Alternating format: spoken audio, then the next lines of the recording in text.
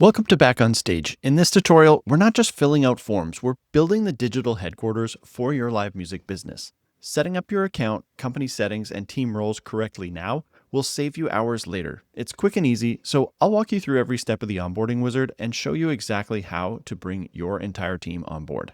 If you haven't already, start your free trial by heading to backonstageapp.com and clicking the Start Free Trial button, and then choosing a plan. Follow the prompts to enter your contact details. You'll then be asked to provide some billing information and answer a few quick questions about your business to help us get to know you. After that, you'll enter our setup wizard to configure your account. First things first, create a strong password. On the next page, you'll see a brief outline of what's to come in the setup process. And next, we move to company details. This information is public-facing. It's what your clients will see on your invoices and contracts. Make sure your company name is spelled exactly how you want it to appear on a legal document. I recommend adding your logo here as well. It appears on your legal documents and helps personalize your account. Next, we'll add members. These are musicians, technicians, and crew. Note that we have two different user permission levels inside Back on Stage, members and admins. You can read more about them here or watch our helpful video. You can add members one by one, or I'd recommend grabbing our Google Sheets import template to import your entire team in bulk. Just open the spreadsheet, then click File, make a copy, and save it to your Google Drive. Then navigate to the Member Import template and fill this out with all of your member information. Then go to File, Download, and choose the CSV option. Back inside the Setup Wizard, upload your CSV file right here. And that's it. Now that we've added all these members, they'll get an email invitation to join your organization. They'll create their own passwords, and just like that, they're on your roster. Next, you'll create roles. This concept makes Back on Stage unique. You don't hire John or Sarah. You hire a drummer or a sound tech. These are your roles. They are the names or different jobs within your music project that people actually get hired to do. If you're still confused, you can watch this video to learn more. So go ahead and click on Create Roles. I recommend creating a role for every single instrument or job you ever hire for. You can create roles for lead vocals, bass, drums, guitar, keyboard, saxophone, violin, even driver or sound tech. Why do we do this? Well, later when you book a gig, you'll say, I need a drummer, and the system will instantly know which people are capable of filling that slot. So now that we have the buckets or the roles, let's go ahead and put the people in them.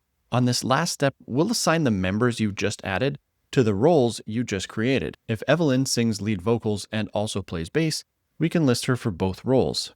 This ensures that Evelyn only gets job offers that require lead vocals or bass. When you're finished assigning roles, click Continue. And there you have it. Your company profile is professional, your roles are defined, and your team invites are sent. You've officially laid the foundation for a scalable music business. Next up, let's take a look at the sample booking Back on Stage has set up for you to get familiar with how you'll interact with your bookings. We are now inside Back on Stage and we're looking at a gig sheet. So this is your visual representation of all of your bookings. Most of what you do inside Back on Stage will probably be from within these gig sheets.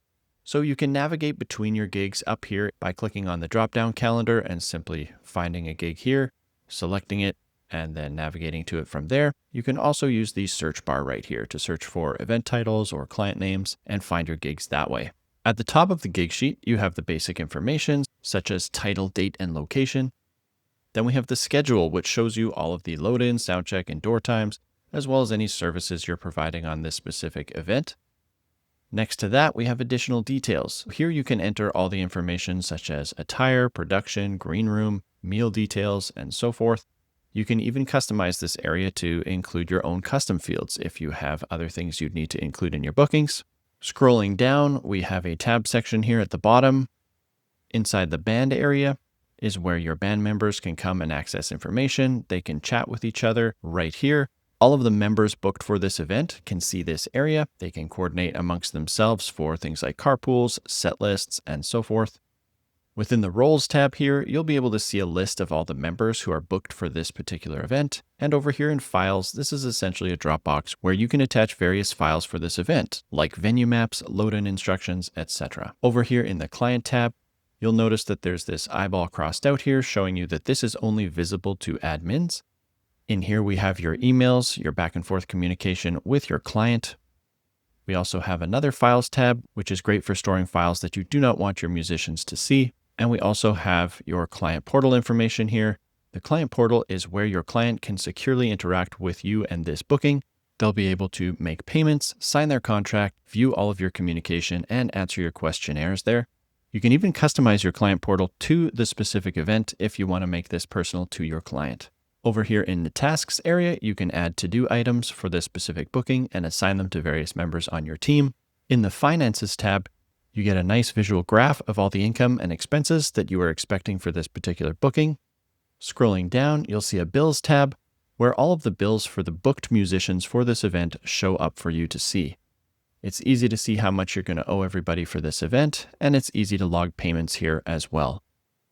Coming over to the income and expenses area, this will show you any income you've received from your client and log any expenses that you have logged on this booking or payouts you've made to your musicians.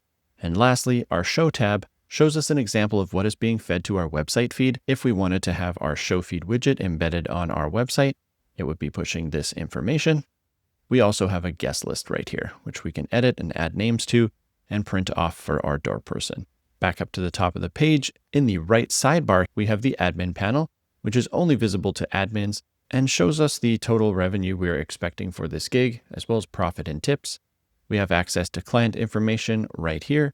We also have quick links to the invoice and contract that we have created for this booking, as well as any actions we may want to take on those documents. And beneath that, we have an admin chat. Once again, only visible to administrators in your company, but this is a perfect place for admins to chat with each other about this event, tag team on various to-do items, talk about client payment details or conversation notes, and that sort of thing. Now that concludes this tutorial on setting up your company. In the next tutorial, we'll add your first booking so you can see how our powerful booking creator makes it super easy to capture every booking detail. I'll see you there.